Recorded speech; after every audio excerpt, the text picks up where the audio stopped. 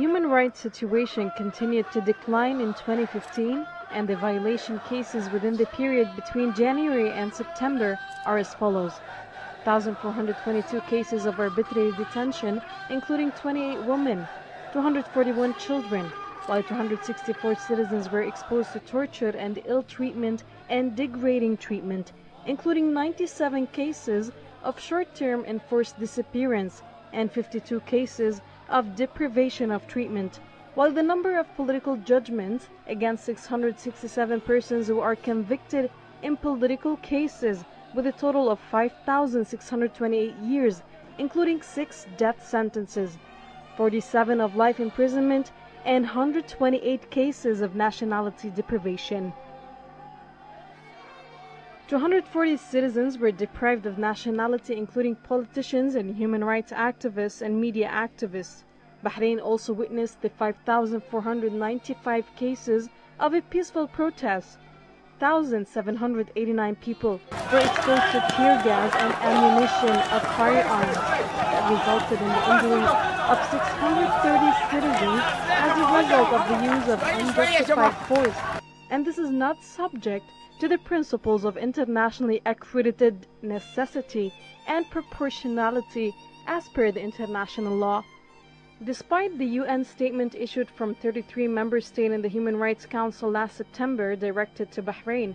which tackled the harassment and imprisonment of those who exercise their right to freedom of opinion and expression, including human rights defenders who have been arrested or tried or summoned, and several opposing political figures, including Ibrahim Sharif, Khalid al-Marzouk, Mr. Jamil Kazim, Majid Milad, Fadl Abbas, Mr. Muhammad al-Gharifi, and Sheikh Maitam Salman.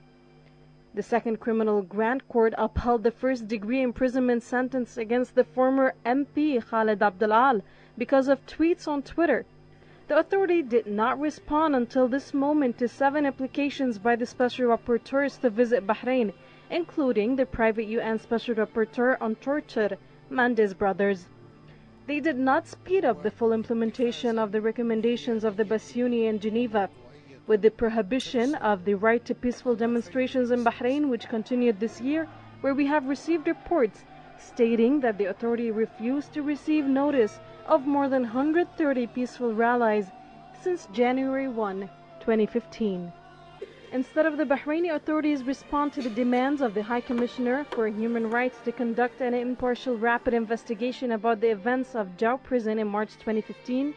prison and the victims of torture and ill treatment, the Fourth High Criminal Court issued in January 25, 2016, a ruling of a 15-year sentence in prison for 57 detainees for Jau prison, where the total sentences reached 855 years, while they do not make the involved security officials accountable in this incident. It is worth mentioning that the security authorities have used nearly 500 officials of the Ministry of Interior officers who surrounded the prisoners of Jau prison in March 2015 and used tear gas in closed places, causing bottlenecks, a crime described in the law attempted murder, in addition to the lead fishing shotgun and severe beatings of a large number of prisoners. The leaked images show the forms of torture in prisons, which is incriminated by the domestic and international criminal law. Information is also received about the use of the Jordanian security authorities' elements in the torture of detainees in this incident, and this is contrary to the local and international law, where Bahraini law does not permit the use of foreign elements in the punishment of the citizens, including the forms of torture. We still receive complaints of some detainees about the denial of the right to medical treatment. The Bahraini Ministry of Education politicizes the academic scholarship as 2015 witnessed the highest levels of sectarian discrimination against major national component, which is the Shiites.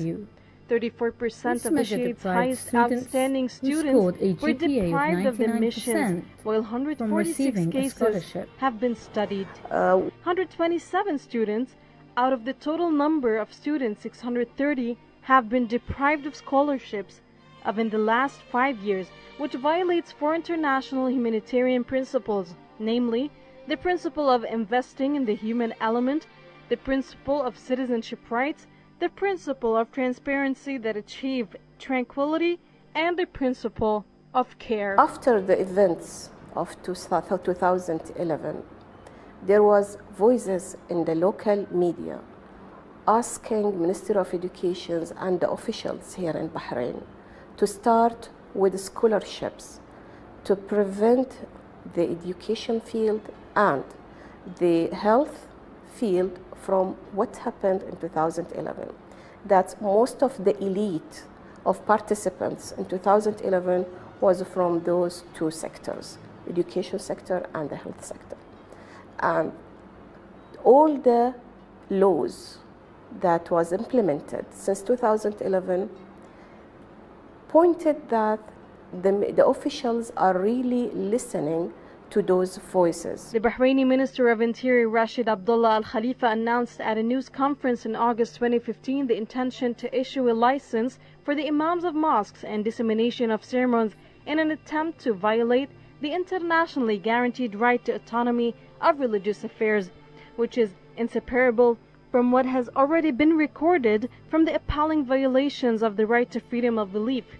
The report of the U.S. Commission on Freedom of Religion confirmed that there is much to be done to implement the recommendations of the Bahraini Independent Commission of Fact-Finding to address abuses against Shiite Muslims, who have reached about 65% of the citizens, and to continue to improve the conditions of freedom of religion in the country.